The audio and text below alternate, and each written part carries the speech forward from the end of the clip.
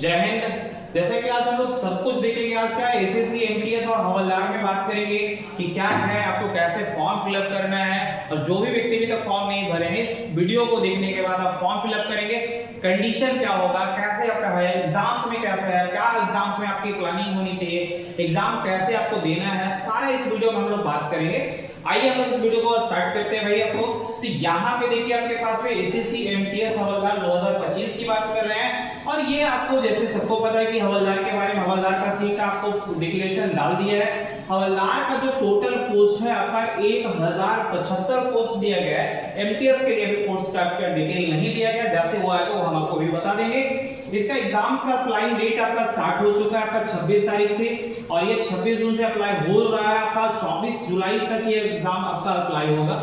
और एग्जाम्स के बारे में देखा जाए तो एग्जाम्स डेट भी इसका अनाउंस कर दिया गया है कि 20 सितंबर से लेकर के 24 सितंबर तक इसका एग्जाम्स चलेगा। अब मेन बात है कि सर अपने को ये फॉर्म भरना कब कैसे है, कौन सा सीट को भी प्रेफरेंस दिया जाए, एमटीएस कैसे भरा जाए, कौन सा स्टेट है, क्या हम लोग करेंगे। अब हम लोग इसकी बात करते हैं। तो हम आपको लिए देखिए अब कुछ आपको दिखाए हैं, और बात बाकी आप वहां पे नोटिस में जाकर के सारी चीज को क्लियर कर लीजिएगा। जैसे हम लोग बात करते हैं कि नेम ऑफ स्टेट आपका कोलकाता में, अगर आपको फॉर्म भरना है कोलकाता से, तो कोलकाता में आपके पास में देखिए इसके लिए कोड आपको डालना है 27, आपका ऐसा कोड है कोलकाता के लिए। और हवलदार कोलकाता का जैसे आप 27 अगर कोड आपका उसमें पोस्ट प्रेफरेंस कोड मारेंगे तो वैसे आपका हवलदार आपका सीजीएसटी आपको मिल जाएगा। फिर अगर आप कोलकाता में ही अगर आपको भरना है और 29 नंबर को आपका पोस्ट कोड मारेंगे तो वहां पे आपके पास में हवलदार आपका कस्टम मिल जाएगा। तो भाई आपको सबको पता है कि इसमें ये जॉब आपको उस जगह पे लेके जाएगा जहां पे लोग जाने का सपना देखते हैं। एक तो आपका कस्टम जीएसटी वहां तक आपको लेकर के जाएगा। तो यहाँ पे देखिएगा, अगर ये हम लोग हवलदार की बात करेंगे, अब हम लोग यहाँ पे देखते हैं कि रांची में जो बच्चा पोस्ट प्रेफरेंस मारेगा, तो रांची का पोस्ट प्रेफरेंस आपके पास में 28 है, और रांची का आपका क्या है आपके पास में हवलदार आपका जीएसटी मिल जाएगा आपके पास में।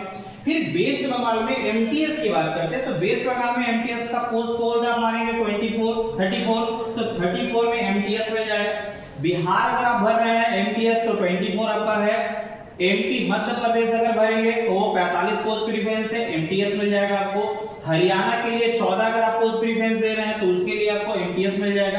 कोई बच्चा यूपी से है, बिहार से है, पश्चिम बंगाल से है, रांची से है, झारखंड से है, उड़ीसा से है, मुंबई से है, तो हम यहाँ पे इंपॉर्टेंट जो आपके पास में नियरेस्ट में हम उसके बारे में पूरा आपको लेकर के आए हैं कि देखिए भाई बिहार से हम लोग हैं, तो बिहार के लिए आपका पोस्ट प्रेफरेंस कितना दिया गया है आपका 24, तो उसके लिए एमटीएस मिल जाएगा। पश्चिम बंगाल के लिए 34 एमटीएस मिलेगा आपको। मध्य प्रदेश के लिए 45 एमटीएस आपके पास में मिलेगा। हरियाणा में आपका 14 एमटीएस है आपके पास में। यूपी वाले जितने भी लोग हैं उनके लिए आपका 25 आपका पोस्ट आपका प्रेफरेंस है, उसको एमटीएस मिलेगा।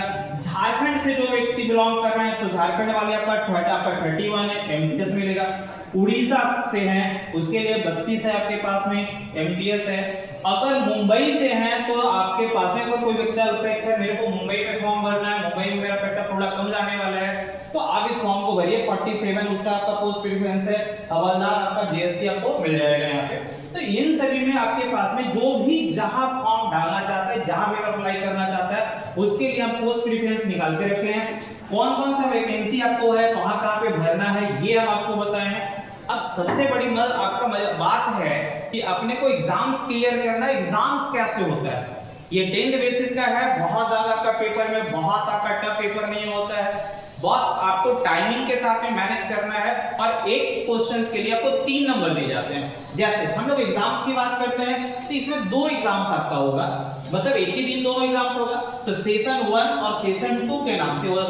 जैसे सेशन 1 आपका स्टार्ट होगा वो 45 मिनट के लिए रहेगा, और इस 45 मिनट में आपको क्या है भाई, आपको मैथ्स मिलेगा, तो मैथ्स आपका 20 क्वेश्चन का है। रीजनिंग मिलेगा वो भी 20 क्वेश्चन का है। और अगर आप देखेंगे तो आपके पास में टोटल क्वेश्चन हो गया 40, एक क्वेश्चन के लिए 3 नंबर मिलेगा, तो यहाँ पे भाई 20 दिए 60 नंबर, यहाँ पे 60, मतलब ये आपके पास में 120 नंबर था। तो 120 नंबर आपके पास में होगा। लेकिन हम एक बात आपको बता दें कि पहला सेशन को आपको क्लियर सिर्फ करना है, इसमें बहुत ज्यादा नंबर लेके आ जाएंगे तो इस पे आपकी मेरिट लिस्ट नहीं बनेगा, तो इस पे आपका मेरिट लिस्ट नहीं बनना है। आपको बस और बस ये देखना है कि हमको इसमें से क्या करना है, क्वालिफाई कर लेना है। आप आप 120 का 120 भी लेके आओ जाओ, तो इसके लिए आपको मेरिट में आपको कोई भी इसके लिए आपको मदद नहीं करेगा। अब हम लोग बात करते हैं सेशन 2 पे। मेन आपका कहां पे, अगर जिस व्यक्ति सेशन 2 को क्लियर करेगा उसी व्यक्ति को रिजल्ट आपका सिलेक्शन होगा। अब सेशन 2 क्या है? तो सेशन 2 में दो बातें हैं आपके पास में, जनरल अवेयरनेस जिसको जीए के नाम से जानते हैं आप लोग, और जीए में आपका जीके एंड जीएस स्टैटिक्स जितना भी है संविधान वगैरह सब पढ़ेंगे, तो ये 25 क्वेश्चन आपसे वहां से पूछेंगे। इंग्लिश में आइए तो इंग्लिश में आपका पास में वो 25 नंबर पूछेगा। तो इंग्लिश और जीएस ये दोनों मिला करके आपको एमटीएस में यहाँ पे फाइनल मेरिट लिस्ट बनना है। पहला पेपर में भाई सिल्वर से क्वालिफाई करना है, दूसरा पेपर में आपको यहाँ पे अच्छा स्कोर करना है। अब हम लोग इसकी बात करते हैं कि सर अच्छा स्कोर कैसे होगा। अब अच्छा स्कोर का मतलब ये होता है कि यहाँ पे 3 नंबर एक क्वेश्चंस के लिए और यहाँ पे भी 3 नंबर एक क्वेश्चंस के लिए, तो 25 या 75 आपको नंबर मिलेगा कि जीए अगर हम लोग देख रहे हैं, जनरल अवेयरनेस की बात कर रहे हैं, तो जीए में आपका 25 क्वेश्चन 3 नंबर के हिसाब से देखा जाए तो 75 नंबर आना चाहिए आपके पास में। लोग नंबर की बात करते हैं। कट ऑफ कहां पे लगेगा इस बार भी हम लोग बात करेंगे।